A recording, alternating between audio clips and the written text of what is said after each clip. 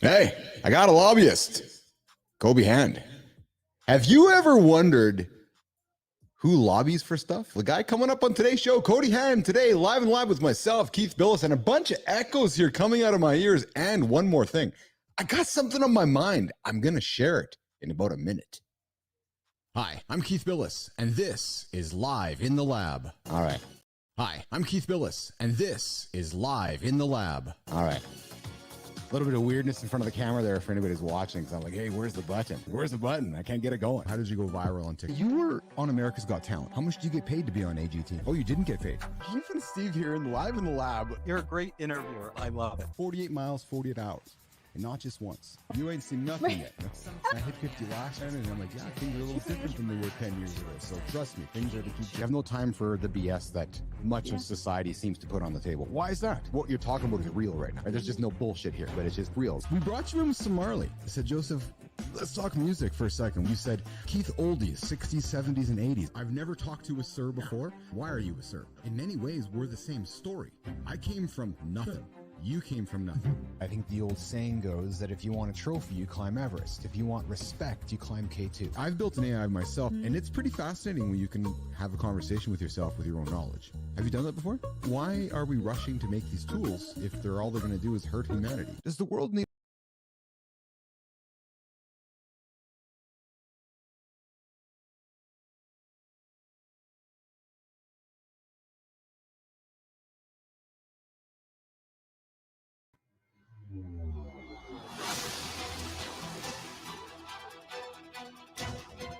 Yeah, there I am. Feeling jacked up today on a Wednesday. It's supposed to be Weston Recovery Day. No R's, I got a W. Cody Hand joining me today to talk about some lobbying, but I got a few things on my mind that I got to get off my chest. Yep, and if you've tuned into my show before, you might just want to tune out. Or if you haven't tuned into my show before, you might want to stick around. True story. All right, coming up, lobbying. This makes this mother curious. I've always wondered who lobbies. I've always wondered how things happen. I've always wondered why things happen. I've always wondered why governments make certain decisions. I wonder why politicians do certain things. I know why. Oh, I can know why. Because the guy coming up on the show, yep, had a big, I'm suspecting has a big, oh, every pun intended, a big hand in those decisions. Cody Hand is coming up, the lobbyist. I met Cody about a month ago, 6 weeks ago while we were chatting. I'm like, so what do you do, Cody? I'm a lobbyist. I'm like, oh. So who wakes up wanting to be a lobbyist? Do you compromise your values when you're a lobbyist? You just don't know what you're lobbying for, who you're lobbying against. Hey, kids, yeah, we're lobbying for no cereal this weekend. Next week, we're lobbying for the legalization of cannabis. Next week, we're lobbying for this. You're just switching hats every day and every week. I wonder. Coming up today, Cody, and some lobbying, but I got to get a couple things off my chest. I feel like I have to. And you know what? Hell, I created this platform to do just that. I could have blogged, but then I realized it wasn't 1980. No, was it 2000? No. So I thought about blogging, but then I don't want to write. Then I thought about doing a podcast, Cody Where I Stand On podcast. So I did a live show instead. Here's what I have to say today before I just get this monologue off my chest before I welcome Cody into the lab. Could you imagine if we all just were the same? Oh, what's coming up here? Yeah, there we go. Could you imagine if we were all the same? Could you imagine if we all just did the same thing? Could you imagine if all music sounded the same? Could you imagine if every book was the same? Could you imagine if every movie was the same? Could you just imagine that? I'll tell you why this is on my mind today. Because I feel like everywhere I'm looking these days, everybody's just telling me to do the same. Post your content this way, post your content that way, do your content this way, make it this way, make it that way. You know what? Fuck that. Actually, no, honest to God. Could you imagine if Drake decided to sound like everybody else, or Taylor Swift said, no, I'm just going to sound like everybody else? Could we imagine if that happened? Or if Madonna or any artist in the planet said, nope, I am going to make the same music as the rest of the world, and that's just what you're going to listen to. No. I'm going to ask you, nation, whether you want to be a follower or you want to be a leader. I know what I want to be. Ask yourself that question. While you might take tips and tricks from everybody else, don't be like everybody else. Don't try to be like everybody else, because all you're being then is just a follower. You're just perpetuating what everything else is happening. Man, so many people in my ears saying, do this, do that, do this, do that, be like this, be like that. Really? No, I'm doing it my way. I'm going to do it my way. I'm going to set it my way. I'm going to walk my way. I'm going to learn from my mistakes. I'll share them with you. But I'm not going to be like everyone else. Nope, not going to do it. And I'm going to be honest with you, nation. I feel like I've been pulled in the directions lately by just, I don't know, what's around me. I'm like, nah, hell with it. I went for a walk today and I had to get some things off my chest, so I did, into my good old auto-rate eye. And then I sat back and reflected upon that conversation this morning. I was like, no, I'm going to rant about it, get it off my chest. Tell nation how I feel. And how I feel is this: go be the blue fish in a pond of silverfish. Listen, observe, but be your own thing. Make your own sound. Make your own sound. Create your own art. That's it, Cody Hand. Create your own art. Be your own person. Can I be a red fish? You can be a Oh, you want to be the red fish, not the blue fish, Mr. American. Actually, I'm good with silverfish, but as long as it's not a sea full of silver. That's it. Cody Hand, listen, thanks for being patient while I got that off my chest. You know what? Part of what we do as lobbyists is let people get stuff off their chests. I figured that I would have permission and I would have your grace for me to allow that to get off my chest, because that's what you do for a living, or did for a living, which was being a lobbyist. And when you told me that a couple weeks back, just in passing, when you joined us on Mornings in the Lab, I was like, man, because I'm a curious soul. I needed to sit down with you for longer than 5 minutes and talk about lobbying. Because Cody, before I was walking into the lab today, I have a Bible worth of questions, and I had some fun with it during the monologue. But first, before we get into that, who's Cody Hand? Where's Cody Hand residing? Let's just warm up nation to why they're going to want to love and pay attention to what Cody has to say before they get pissed off at, oh, so he's the lobbying guy that does all this shit. I've been getting to know you a little bit in the community. Tell nation who Cody Hand is. Thanks, Keith. Cody Hand is first and foremost, a dad and a husband.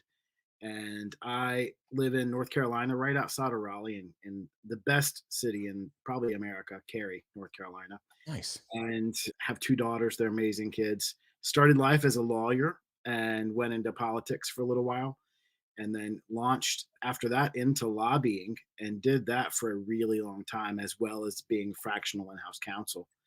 And about 2 years ago, launched my own firm that I do a lot of stuff. Lobbying is just one of them, and lawyering is just one of them. A couple of weeks ago, you had me on to talk about the Speakers Collaborative, which is my new venture. But that's who Cody is. I'm just a normal guy. I put my tailor-made custom lobbyist suit on one leg at a time, like everybody else. That's fun. Born, raised, and bred North Carolina guy? Actually, no, I grew up in New Mexico. I grew up in the desert of New Mexico and got out of there as fast as I could. All disrespect to the place I grew up. Intentionally chosen words there as well, Cody. So when you moved, was it because of school, or were you moving, was life moving? Is that why you moved? And then what's your calling to law? I fell in love with a girl and married her and moved here, and we're still married thanks to her patience and grace. Nice. And I fell in love with the law. I was in undergrad working on international business, and took a job in Belgium. And I was in Belgium, got a call from my mom who said, you got into law school. And I honestly don't remember applying to law school, but I thought, why not? Let's go to law school. Really? That's right. Yeah. Went in to be a sports and entertainment lawyer, and have yet to practice sports or entertainment law. So what kind of law did you pass the bar with? It's just, you pass the bar with a general law degree. Okay. I specialized, it was right after campaign finance reform here in the States in early 2000. And I really got in on the front end of that, and quickly became an expert advisor on campaign finance reform, which is how I got into politics and how I got into lobbying. Oh, interesting. So that was the seed of it then. Yeah. And so I'm a fan of getting behind, and even further behind the moment. How did you arrive at that? What was that? Some curious fetish years you were curious about, or like what made you curious about that piece of politics? Interned with a member of Congress in law school. Her Mhm. district office was near the law school, so I interned there. Um, Fantastic experience. Got in with her campaign at the same time, thanks to John McCain, who, by the way, I love. Yeah, He passed McCain Feingold, and people quickly started saying, "What do we do?" And that's when I decided I'm going to study this law and figure out what to tell them. And I just kept going, Keith, and honestly find myself here today with a really weird path to how I got here. that's really interesting to me. Cody, a friend of mine years past said that I said, Keith, practicing law is essentially theater, acting. It's It it's it's yeah. using words to massage something forward of interest to you. I'm paraphrasing what he said, but Mhm. he very much articulated it as it's theater. One of my favorite law school professors, I had a couple, described it day one of the practice of law is ritualized warfare, Interesting. Ritualized warfare. which is about the same as theater, right? Yes. You're putting on a show. If you've ever been to a reenactment, Yes. not the same. Yeah, yeah. And what is it? Why does law go into theatrics and the showmanship of it, Cody? Is that part of how we as humans need to get our message across? Let's face it, like the theatrics of law and putting the wig on and the robe and that the what's the word I'm looking for? The legacy, the reason we've Mhm. done it like that, that has the etiquette that's existed forever. Why is that, Cody? I don't know the full history, Keith. I know it goes back to the English courts and the common law Yes. and Yeah. what you had to wear to the court. And we did that in America for a very long time. I will say that modern theatrics and your modern expectation is probably a lot more based on what you've seen on TV Mhm. because most of us don't go to court. Most of us are very your neighbor. We're Yes. very, very down to earth, humble people. We just are lawyers at the same time. You don't really see, even in a trial, even in a courtroom setting, you don't see the theatrics that you would see on Perry Mason or No. No. Boston Legal or anything like that. We don't really do that. It's just the perception of that's how we operate. There are still requirements. We do still have to wear suits and ties when we go to court, when we go to the members of Congress and the General Assembly. We do still have to wear different clothes to differentiate ourselves. Many European countries still require their lawyers to wear black robes and wigs. Yes. Well, here in Canada too, Cody, like just up the road here, that's still the case. So I'm curious, a very serious question. Who says you have to wear a suit and tie to court? Is it the judge that says, "Hey, Cody, you're in my court. Where's your suit and tie?" Yeah, it's not written anywhere, but if Yeah. I've been in court before where somebody has walked in without the proper attire and the judge made sure that they were aware that they were poorly dressed. Is that right? That's right. Is that ego or is that etiquette? Is that history? Is that respect? I think it's all of the above except for ego. Interesting. I don't think it's ego. I think it's history. It's Mhm. respect. It is a regard for the fact that we are one of the professions that we consider ourselves the safeguards, at least in the States, the safeguards of the Constitution. Yeah. And I have an oath to protect and defend the Constitution. I take that seriously. Yes. And Yes. I want to make sure that I dress the part and Oh, that I stand out amongst anyone else because I take that role seriously. this is fascinating to me, Cody. And I suspect, I don't know if you thought we were going here, neither did I, but like law in many ways is under attack. Law is Yeah. under attack in the United States, it's under attack in the world. Let's point that comment into the US right now. We have really two fronts, right? The Constitution's under attack just for political reasons in the United States over the last number of years. AI is commoditizing words, commoditizing knowledge, commoditizing the way that we're accessing and using knowledge. Like law might be one of the first disciplines legitimately attacked, taken down by AI. I'm curious your POV on AI, how your firm has embraced it, how you're embracing it, what you're seeing when you look out 24, 36 months. Cody, let's talk about the state of law in the United States right now. I do worry that AI is going to take of we're getting rid of the ability to maneuver through laws with a scalpel to where I could make a legal argument for my client right now in person that you might never think about. And AI is not anything more right now. It could change than an app. Cody, you're The breaking. way that, Hold on. Can you go back there? You broke up there as you were making that statement, and I wanted to make sure we caught that. yeah, good. No, so AI is an aggregator, right? It doesn't right now think on its own. It compiles all its knowledge from everywhere else. Yes. The challenge with the law is this case is completely different. Case A is different than case B, and I need to be able to find that one little nuance between the two that would differentiate it from my client. You can't do that with AI. Not yet. I worry though that as we continue to rely on and increasingly rely on AI, the challenge is you're going to lose that ability to critically think about those nuances to the level that you need to. Now, as a practitioner, I do use AI for a couple of things. One, I use it when I write blog posts. I use it when I write opinion pieces. I use it for introduction letters. I use it to give me ideas of content for what I produce to bring attention to my practice. I will never use it for something on behalf of my clients. So you're never going to get a letter from Cody Hand as a client that's AI generated. I'm never going to file anything in court that's AI generated because my clients are paying me for my brain. I will use AI to make it more efficient so that I can then use my brain more for my client as opposed to producing general office stuff. Does that make sense? Absolutely. This is fascinating to me. So let me challenge you a little bit, Cody, in a positive way. If I'm paying you to be my lawyer, Mm-hmm. I want you to have the best tools in the drawer. I want you using AI to make your brain smarter. I want you bringing the best to the table. So as AI moves to AGI, I don't want you saying to me, Keith, I'm not using it. I'm like, okay, I'm going to go somewhere else because that guy is. So I'm not sure if I fully agree with the stance on, I want to know. I'll be really honest with you. If I was hiring you, I want to know, yeah, Keith, I'm an expert in using large language models. Oh yeah, why is that, Cody? Because I'm able to go and look at history, look at precedent, look at words, massaging words to build an argument and create a case. Right. That's right.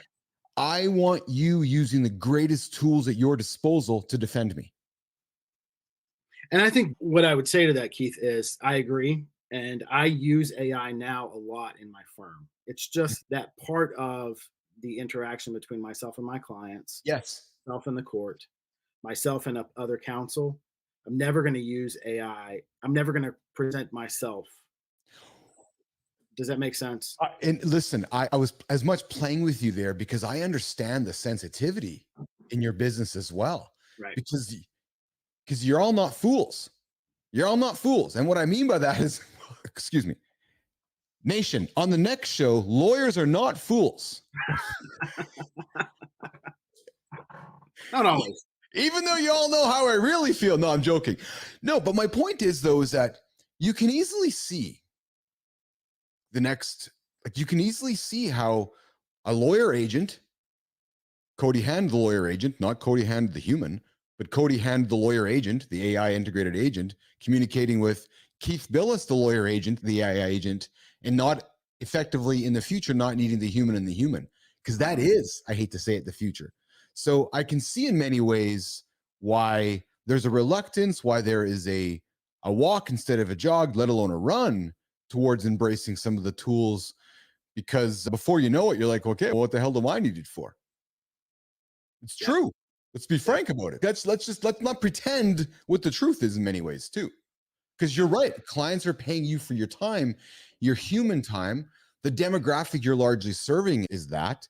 But I'm telling you, my kids, your kids, at some point in the future are going, Dad, you're just dad with the human knowledge. Be honest. Our kids in the future are saying, where's the hybrid human with the exceptional knowledge to help defend me? Yeah. That's why law is fascinating to me, and how AI is disrupting this week's announcements. You probably saw what ChatGPT announced, and I'm going to weave that little bot into my show here, and I'm going to have it here in the morning show where it's going to become part of the show, because I don't know why I wouldn't. I agree. Yeah. We've got to make sure that we ethically adapt. There's the key word, isn't it, Cody? Yep. We have to ethically adapt to changing technologies. Look, lawyers are usually 10 years behind. Yeah. Right? We didn't use spell check while you all were making sure Grammarly was on top of things. We manually typed things. I get it. I think the comfort you should have in that is we're slow to adopt new technologies because we want to make sure that we are ethically adopting those technologies. I wonder, though, Cody, if this time in the history of humanity, we might need lawyers to be adopting the technology quicker than later this time. Probably. But let me remind you, we have regulators. Yes. We have people making the rules for us. And I think we're seeing that happen. And I think we're seeing that challenge happen right now globally. And let's keep the light shining on the US, where tech is making announcements every single month, moving the needle on affecting society. And regulators are going, oh, we're still dealing with the bill that was filed 36 months ago on this invention. And they're on version 4 already. Sorry, I lost you there. That's part of that. Yeah, the problem is the regulations keeping up, and I think we're making a really good segue into lobbying. Yes.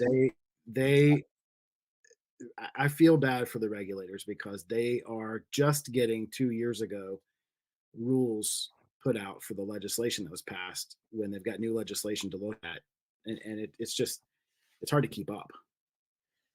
You're right. So this was the segue to lobbying. So I'm my assumption on how the industry works, and I really want to dig into and unraveling, because I'm very sincere when I say I'm very curious about it, because I've never spoken to it. I've always wondered about it.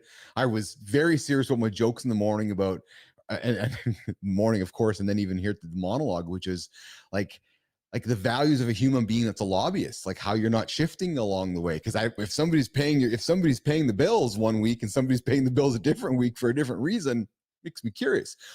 But let's just stay on topic of where we're at right now. So bills being passed 2 years ago, like the way the process works, somebody wants to pass a bill, but a lobbyist is one who tries to move it forward or tries to stop it. In its simplest terms, Cody? In its simplest terms, our job is to either help legislation pass or kill it. So Keith, the politician, says, I want to pass a law for cannabis. I'll tell you why, because I'm just waiting for your damn country to legalize the damn thing, because I've lost millions of dollars in the industry waiting, actually, and I can't get over. Oh my goodness, there's a rant. I will admit how naive I was about that industry, how political that topic is in the United States. I thought by now shit would have been sorted out. I honest to God thought by now it would have been sorted out, but I quickly realized how political the topic is. So it's a good topic to talk about with lobbying, because there's been gazillions of dollars spent on lobbying for cannabis in the US, whether rightly or wrongly. It just doesn't move the needle, Cody. No, but I think it's because you've got powerful people on both sides. And let me back up just a bit. Yes. Most politicians, brilliant people to a T, to a person, most of them don't come up with bills on their own. They either listen to a constituent, and we do a lot of legislation by anecdote. It affected one person, but that person was a big voice. But most often it's because an industry has hired a lobbyist to convince legislators that this needs to happen for their industry. And then you've got another industry against them that hire another lobbyist to advocate. It's basically, going back to our conversation about law, it's basically court.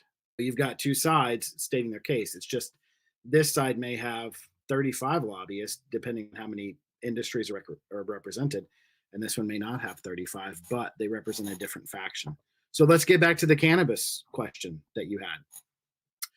Cannabis, on one side, obviously, you've got the people who want to legalize because they're the growers, the manufacturers, the sellers, the libertarians, the users, the doctors who use it for palliative care. You've got a whole faction over here that does that.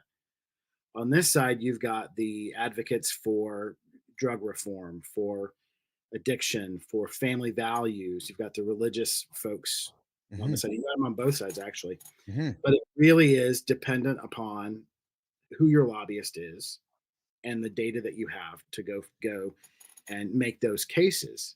And for most lobbyists and most of my clients, when they sign me on to be a lobbyist, I tell them this issue is not going to be passed this session. We spend a lot of time building relationships and stating our cases. And much like the cannabis, it's an argument that has been made and built upon for decades. Yes. And therefore, you can't look at DC changed the rule this year. How amazing that they got the bright idea to do that. No, that's because somebody talked to them for the past 20 years. And finally, it started to get some headwind. Most states where you now have cannabis legalization, they've been working on that for decades. And it's just now starting to roll that you see one state that did it, and the tax revenue is amazing. But two, the naysayers' data about what could happen if you legalize in that state turned out not to actually be true. And so now you've got states where, for me, if I'm on the issue, I say it's already legal in Colorado and they're not having what those people say we're going to have. Yeah, yeah, yeah, Right. yeah.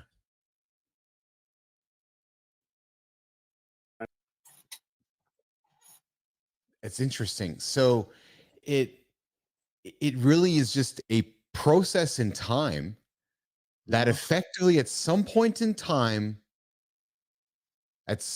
the continuum of time, boop, okay, we're now going to legalize it. Somebody within the constituency of time is going to say to the president or however the process works, with all respect, okay, it's time for us to get this to Congress to pass the bill. And at that point, there's enough votes for enough people to agree. It really is just a process of time, isn't it?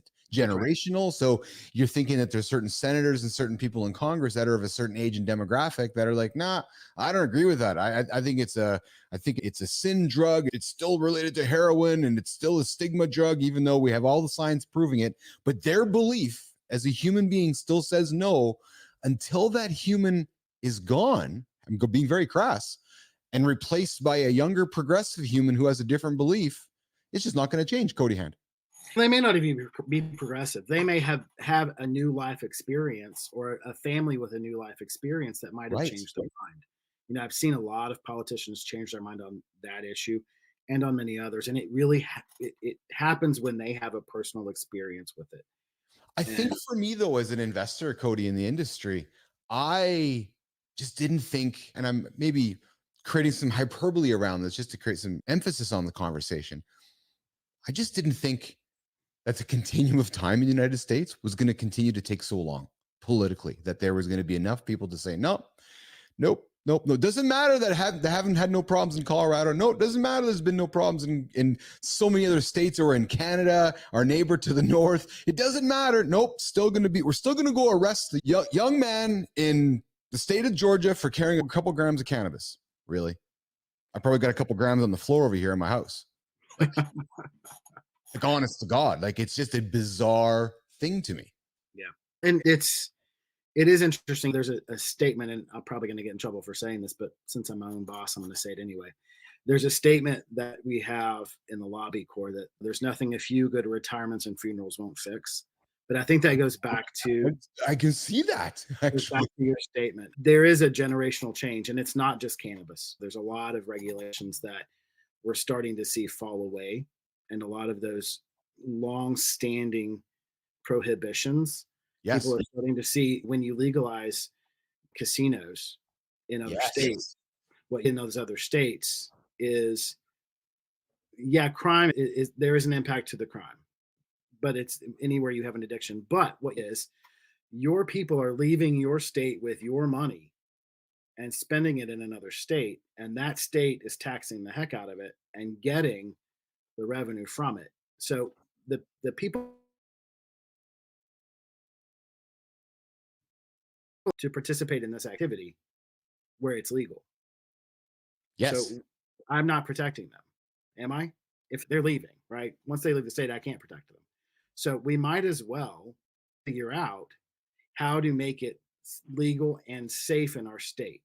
There are parameters that you can put around gambling, around cannabis use, around alcohol. We have the alcohol parameters, and we see that by and large they work. We also see that food is addictive, Well, but we don't regulate food the way we do other addictive substances. I'm glad you brought up food, and you're having a little just tech issue there, Cody, with your internet there. I'm not sure what. That's okay. What's shaking, Chris Keach? Thanks for tuning in, man. This is a great conversation. I'm glad you've tuned into it. I'm sure as you're driving through the your wonderful state of California, tuning in and curious about what's going on in your back of the woods there, Mister. But Cody, you mentioned food, and there's one food that affects all of us in the world, and I think that many would point to lobbyists as the reason how it's affected society, and that is sugar and its effects on humans, and how over the last, I'll just create a blanket statement, over the last 100 years, sugar is part of our diet, yet we know it's not good, yet we know it's killing humans, yet we know it drives obesity, yet there's these massive lobbying groups over the years that have perpetuated information around sugar. Talk to me about just that.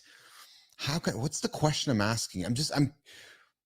Let's talk about sugar and lobbying and its effects on humans, and how you as a lobbyist know the rights from the wrongs, and how we all know it all, but yet there's so much money. And I guess what I'm getting at, Cody, it's the same reason why there's so much doubt with Western media altogether, because all you got to do is follow the money.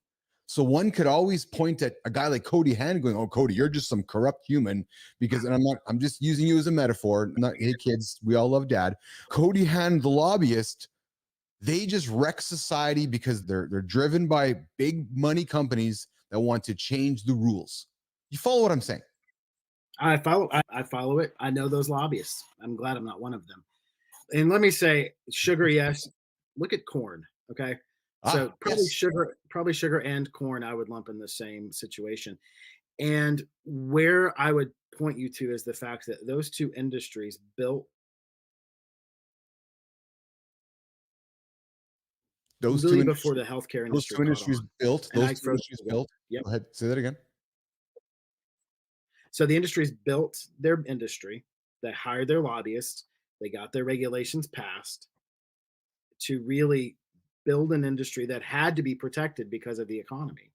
Oh, I see. And they did all of this before the healthcare industry caught on with the tactic of we should lobby too. Oh, really? Yeah. So we should present the same arguments on the other side that they're presenting. And by now, Keith, the problem is they've all created this ecosystem where we're largely reliant as an ag industry. We're reliant on corn and sugar. Yes. So we have subsidies for both. We buy tons of both. And therefore, I've already invested in it. I've got to ride that horse till it's dead. Of course. Right. And at the same time, then you've got the really good organizations who are worried about health and are worried about childhood obesity. They're largely nonprofit, and they have great lobbyists, but they may only have one lobbyist, where sugar probably has 35. Right. Mm-hmm. And I'm getting circles run around me as the do-good nonprofit lobbyists by these 35 who they don't only lobby, but these 35 make sure that Big Sugar is cutting campaign checks. Yeah. Cody so by the way, this is fascinating. This is exactly what I was hoping our conversation would be, because you're getting into old Uncle Keith's curiosity brain right now. And I'm looking at the clock going, holy shit, I'm gonna run out of time here. So I'm Cody, is lobbying, is it as dirty as I think it is? It's no dirtier than any other profession. Okay. Sure. Okay. You have 10% of lobbyists who are bad actors. You have 10% of lawyers who are bad actors. You have 10% of pastors who are bad actors. You have 10% of doctors who are bad actors. I'm asking the question, and sorry to interrupt you, but I'm asking the question because the second part to that question is lobbying not just disguised propaganda? Lobbying, that's a great question. I'm going to say for some it is disguised propaganda. I will acknowledge that. But many of us really see our role as representing organizations who have no voice otherwise. Some of my clients in the past have been nonprofits who I don't get paid millions of dollars from them. Mhm. But without me there, unless let's take an example. When I represented a hospital, I took my role seriously because I stopped bad legislation that would have prohibited a hospital from providing care to anybody else. Mhm. And the way it was described to me by a legislator is you are standing in between a baby in a NICU and a bad decision from a legislator who wouldn't know otherwise. It's our job to make sure that policymakers understand what their decisions will do to the whole, not just to address that one person they're trying to fix, but what it will do to everybody else. And so I would say 90% of us, Keith, are in that bucket. Yeah, because Cody, that hospital doesn't have a voice without you, is what you're telling me, right? Like they literally have no voice at the table until they pick up the phone and they say, so I'm imagining the conversation at the hospital. Going, okay, we have this issue here. Who's representing us? Everybody's looking around going, okay, we don't have anybody. Okay, so can we find a lawyer, basically a lawyer, lobbyist? Okay, great. Let's find Cody Hand. So Cody represents us. Now you become my voice as the hospital at that conversation, right? Like you're my agent, you're my proxy. It's as simple as that. Am I correct? That's right. And oftentimes you don't even know it's an issue until I call you and tell you this bill has been filed. We need Oh, to talk about it. Right. So you, the citizen, aren't paying attention to the what's going on with policymakers because that's my job. And I often identify those issues. And oftentimes, the reason you hear about bad bills before they pass is because a lobbyist called and said, this bill was just filed. We need to stop it. oh, really? Interesting. So that the bill gets filed, somebody's flag goes up. Oh, we got to call the lobbyist. So it's like getting a bluebird falling out of the sky for business. Okay, I guess we got some business to do. Yeah, exactly. Literally, yeah.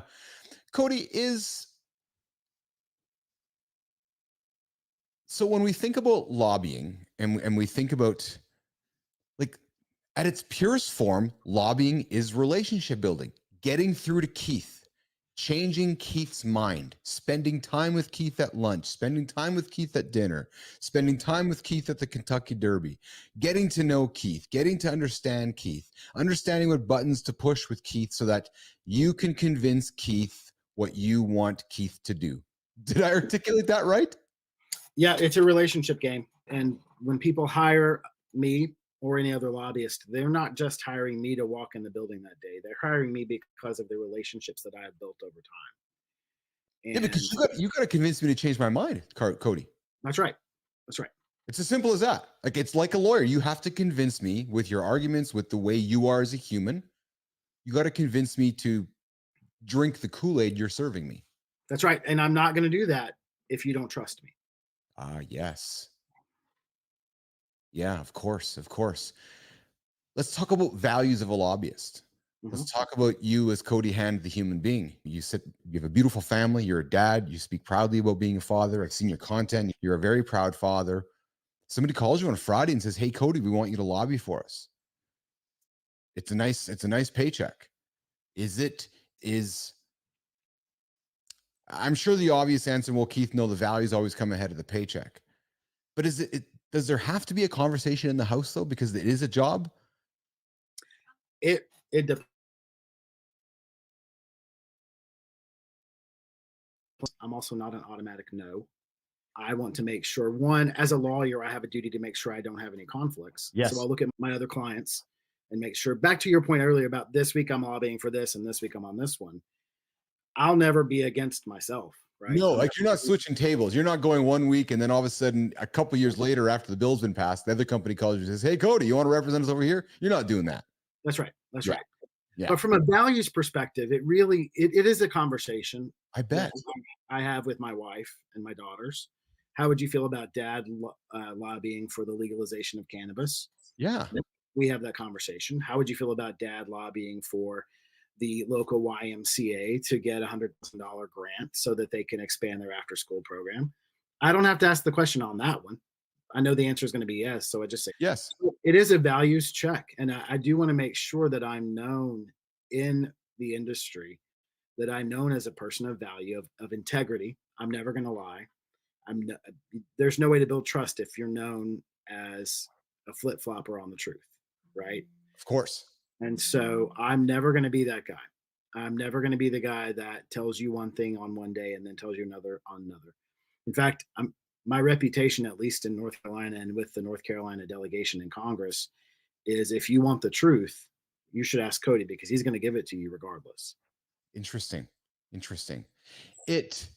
I can see how, and this is why I brought us here at this point in the show, to values, because I can see how it could be a big conversation with your own mirror, with your family, with yourself, because potentially what you're doing has major impacts on society, on other human beings beyond just Cody's family. Absolutely. And I know you don't take that responsibility lightly. So No. it's got to be something that, okay, this, whether it's legalization of cannabis or sugar or corn, whatever, capital punishment, whatever, but it's okay. If Dad's standing at the podium making this argument, it could affect a lot of people in this country, rightly or wrongly. You have to believe in it, Cody. That's right. And people can see through it when you are not bought into the issue. Yes. And you're just lobbying. And I'll be honest, Keith, I've turned down really good paying clients because I was not in on their issue. I believe that. Yeah, I can see that for sure. Because you can see through it, can't you? Absolutely. Because you're just selling then. I think at that point, you're just, in some ways, I'll bring the name up, but in some ways, it would remind me of almost like Giuliani. Like, I think there's some things where he's just talking for the sake of talking, and now you're just selling, man. You're just selling. I don't know if you believe in it. Maybe right now at this time of the day, because you haven't slept for 38 hours, you're just lobbying, but you don't actually believe in it. But that's what it would remind me of, a rambling human being. And I'm not trying to cast judgment on Giuliani, but I'm imagining him just rambling, and I'm imagining a lobbyist who is just being footed by the paycheck, just getting on there and rambling and not really caring about the argument that they're making. That's right. I've seen it. We've all seen it. That's what they make the movies about. Of course. Cody, I'm a startup. Let's talk the business side of lobbying. I'm a startup. I'm Uber. I'm recognizing that in order for me to be as disruptive as I believe I need to be, am I going and asking for forgiveness instead of permission? Or am I going and asking for permission instead of forgiveness? Where am I in this whole cycle hiring the lobbyist? Do you follow me? I do. I would say it's both. All right. So especially in the states when we have 50 different governments, 51. Yes, of course. Right? Yes. So Uber is functioning in California, but because of some regulations, they're not functioning in North Carolina.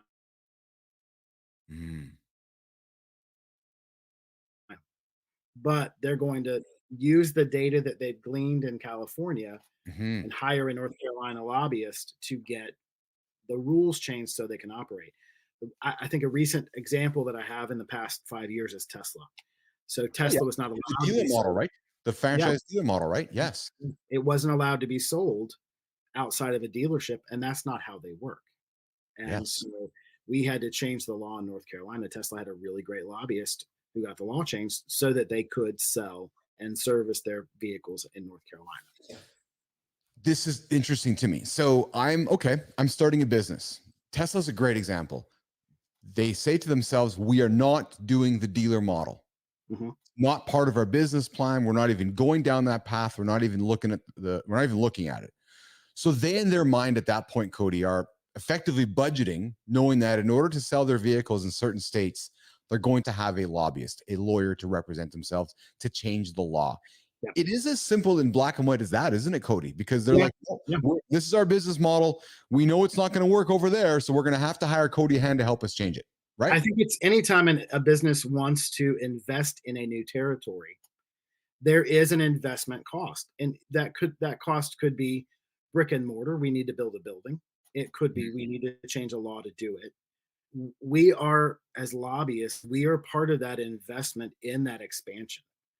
And so it's not an added cost. It's often for these corporations built into their budget, either the legal side or the marketing side. It's built into the budget because it's the cost of doing business. And then they often will keep on retention a lobbyist, usually a lawyer and a lobbyist, who can monitor the legislation, because you would be surprised how many times industry A regulation proposed for something that you never think about would have a downstream impact on our operations. And without somebody on the ground paying attention to that legislation, you could 5 years from now be told you can't do something because it violates this law that really wasn't meant to have anything to do with you. Oh, really? Yeah. That's interesting to me. So, Cody, we started a conversation almost an hour ago with AI and how it's disrupting law and the impact on law. And I want to weave it back into our conversation as we wrap it up. Mhm. Lobbying is as much about narrative control. That's right. It's about communicating a seed. It's about saying something on Wednesday, May 15th, 2024, for a purpose of something you actually might want to have happen on Wednesday, May 15th, 2030. That's right. You got to start the narrative somewhere. That's right. You must look as a lobbyist at these tools now at your disposal, rightly or wrongly, and say, holy smokes, can we start planting seeds for a message that we want to have come true 38, 48, 60 months down the road?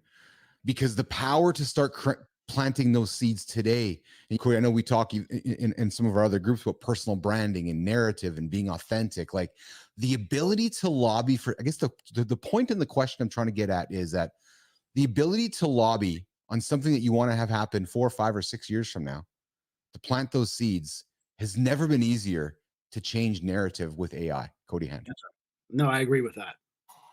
Yeah. Does it scare you? Does it scare you? No, actually, it's really helpful right now for Mhm. me, because I use AI a lot in my message development for lobbying and in crafting that narrative.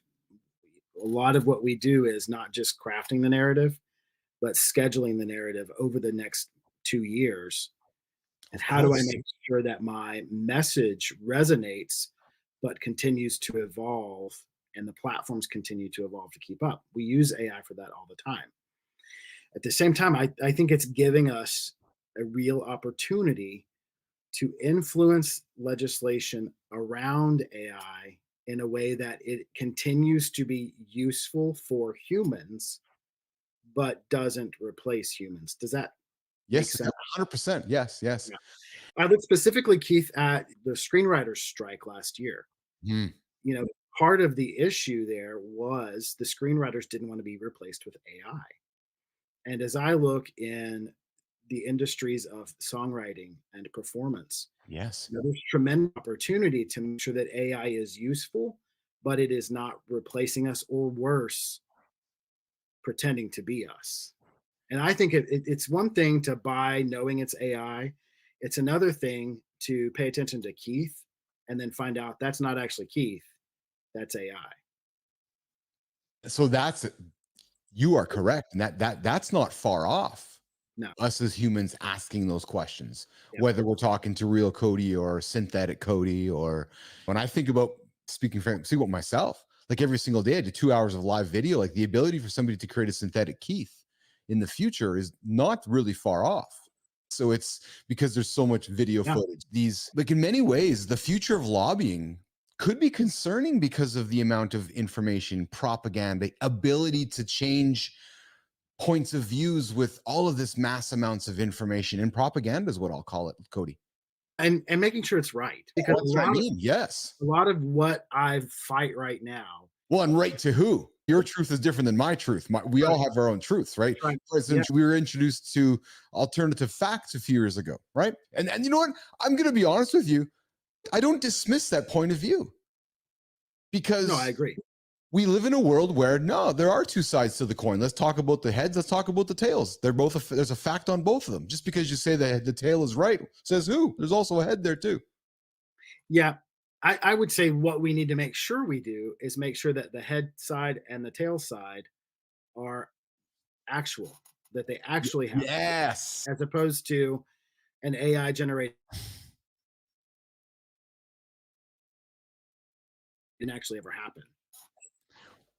That's the next question we're asking, Cody, in the future is not so much is it real? It's asking, is it fake, or whose truth is it? Like, where did the truth come from? This is a great way to start wrapping up here, Cody. But society for so many years has asked, oh yeah, so what lobby group got that thing changed? Oh yeah, so lobbying has influenced this rule, or we've all known that lobbying has a major impact on society and rules and so forth. AI is only going to, I think, perpetuate that question even further. Yep. Cody Hand, this is awesome, man. The Collaborative, you have a wonderful speaking platform now called The Collaborative. Talk a little bit about that, Cody, before we say goodbye. Yeah, the Speakers Collaborative is a program that I've launched. It actually rolls out May 21st. We have a live stream on YouTube and LinkedIn Live. This next week, we have 6 speakers sharing some really great stories. The idea is for people who want to be public speakers, who have a story they want to tell, we give them a stage. So I built a stage and I allow everybody to get on it. They get all of the content they need to launch their speaking career, or if they're authors, to launch their book or their stand-up comedy. But yeah, we are going live. We're going around the states. I'm probably going to come to Canada soon, Keith. Awesome. And yeah, just look for us. YouTube, it is The Speakers Collaborative, and our website is thespeakerscollaborative.com. Speakerscollaborative.com. Cody Hand, I want to fanboy out on you for a second because I like to do it with my guests. I have Nation. I have had the privilege to get to know Cody over the last few months, just on LinkedIn and through the communities and just chatting along the way here. And I've known and I've learned from Cody. Cody was not the first person to rush to speak publicly, was not the first person to get on stage and speak, was not the first person to go and speak in front of the camera, in front of the video. And I know, Cody, you've been working at this. You've been like, I'm getting better at this whole thing. And dude, I got to tell you, man, you're rocking it. I see all the content you're putting out on the socials. You're rocking it there. You're rocking it here. And I want to publicly call you out and just congratulate you in a real positive way. Cause sometimes I just think affirmation and those kind words are important to hear because we're going through it. And dude, you're rocking it, man. Like, you're showing up. I love the content you're putting out.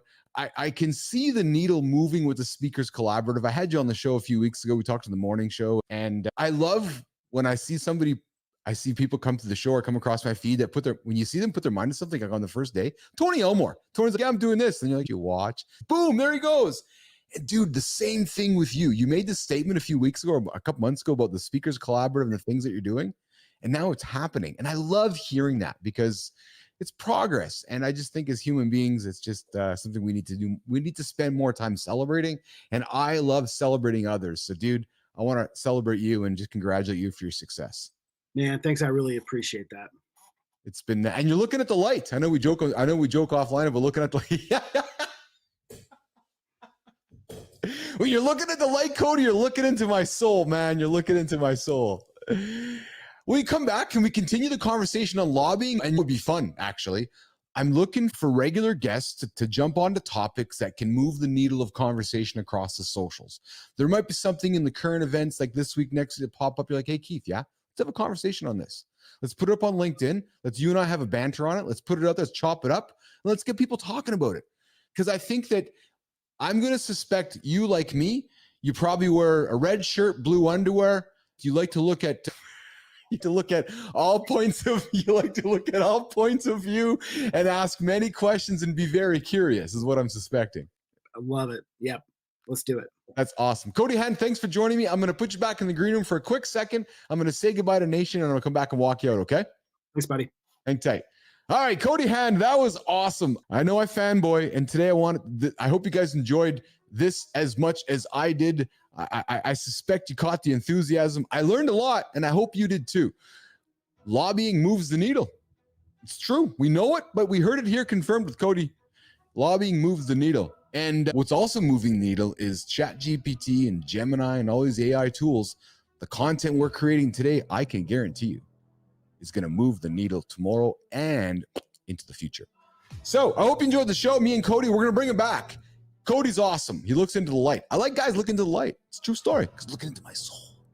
We're going to bring Cody back. We're going to talk more current event topics and have good conversations along the way. Hope you guys enjoyed the show. Tomorrow mornings in the lab, we're talking Krasky creator rankings. We're going to celebrate more humans. And Ty Hoskin's going to join me. He's not a favorite best-selling author. He's a worst-selling author, apparently. All jokes aside, we're going to see Ty tomorrow. All right, I'm going to get out of here. I'm going to go walk Cody out of the lab and see you guys later.